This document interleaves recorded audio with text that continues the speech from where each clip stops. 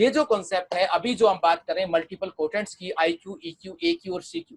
ये एक्चुअली अलग अलग ब्रेन लेवल पे अलग इनका होता है और माइंड लेवल अलग चीज होती है। मैंने बताया था माइंड लेवल का मतलब है अब तक क्या है, ब्रेन और माइंड कंबाइन करके क्या है। लेकिन मैं आपको कंबाइन वाला इंपॉर्टेंट नहीं है, वो आप 4 जगह करवाएंगे एक ही दिन में, तो आपको देखना पहले वाले में आपको स्क्वेयरिंग मिलेगी IQ की, अगले वाले में थोड़ी और हाई मिलेगी, उससे अगले में और हाई मिलेगी। ये मैं टेस्टिंग कर चुका हूं, तो वो वर्थफुल नहीं हुआ इसका मतलब, राइट। हर पल एक 10 मिनट के अंदर या आधे घंटे में मुझमें कैसे मेरा IQ 10 पॉइंट बढ़ गया, 20 पॉइंट बढ़ गया, ये मैं टेस्टिंग कर चुका हूं। लेकिन ब्रेन के लेवल पर जो IQ CQ होता है, ये वो है जो इनबॉर्न जन्मजात हमें मिला है, और इसी के बेस पर ये और माइंड कैसा मिला है वो दोनों कंबाइंड रूप में फाइनल IQ या CQ या EQ या AQ होता है, राइट। तो दोस्तों यहाँ खास बात क्या है, ये जो नीचे वाले दो हैं ये बहुत इंपॉर्टेंट है। EQ, जिन बच्चों का इमोशनल क्वोटेंट हाई या ज्यादा कमजोर होता है, ज्यादातर रिलेशनशिप में ऐसे बच्चों को बहुत ज्यादा समस्याएं आती है, फिर चाहे अपने ही मम्मी डैडी के साथ। कई माँ बाप हमें काउंसलिंग में कई बार जब ये टॉपिक आता है तो मम्मी डैडी की आंखों से आंसू तक आ जाते हैं। मम्मियों से तो अक्सर आते हैं, उनके ज्यादा आते हैं कि जैसे एक मम्मी का एग्जांपल मैं देना चाहूंगा, नियर बाई शहर से थी, और 2 दिन पहले ही कुछ ऐसा हुआ था, उनके बच्चे ने गुस्से में बोला था कि ठीक है मार लो जितना मारना है, जान ही लोगे ना, नहीं मानता, नहीं मानूंगा आज के बाद कोई भी बात आपकी, पीट लो जितना पीटना है आपको, राइट। और जैसे ये टॉपिक मैंने उठाया क्योंकि उस बच्चे का IQ बहुत ज्यादा हाई था,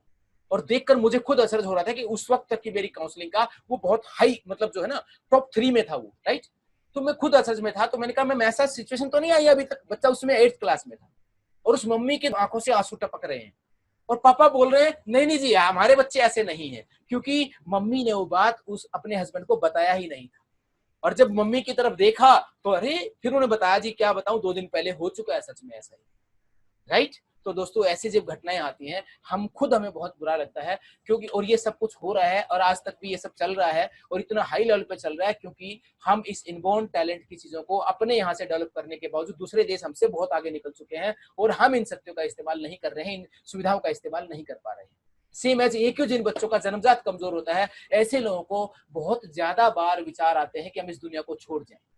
आज हमारे देश में कई लाख लोग हर साल ये गलत कदम उठा रहे हैं, जिनमें बहुत सारे बच्चे भी होते हैं। एक बच्चा 2016 की घटना है, एक बच्चा 96% प्लस लेकर भी इस दुनिया से चला जाता है ये सोचकर, क्योंकि उसका IQ बहुत कमजोर था, वो सोचता है, उसे गिलानी फील हो रही है कि अपने माँ बाप की उम्मीदों पर खरा नहीं उतरा है, राइट। और उसी बोर्ड से उसी सेशन में दूसरा बच्चा तीसरी बार फेल हुआ है 12th में, और वो बिंदास जी रहा है, बिंदास जी रहा है, मजे से, आज भी बहुत खुशी से जी रहा है, राइट। तो दोस्तों ये जो चीजें हैं, ये जो डिफरेंस है, ये बहुत बड़ी बात है। अनजाने में AQ कमजोर होने के कारण अगर किसी टेस्ट में, और एवरेज में आपको बता दूं अपने देश की अगर बात करूं तो अप्रोक्स 10% रिपोर्ट्स में हमारा जो AQ है 10 से 15% तक का मान के चलिए, हमारे देश में ये AQ जो है कमजोर पाया जाता है। और अगर सही गाइडेंस उन बच्चों को नहीं मिले तो ज्यादा संभावनाएं हैं कि वो लोग जल्दी अपने जिंदगी के चैलेंज के सामने हिम्मत हार जाते हैं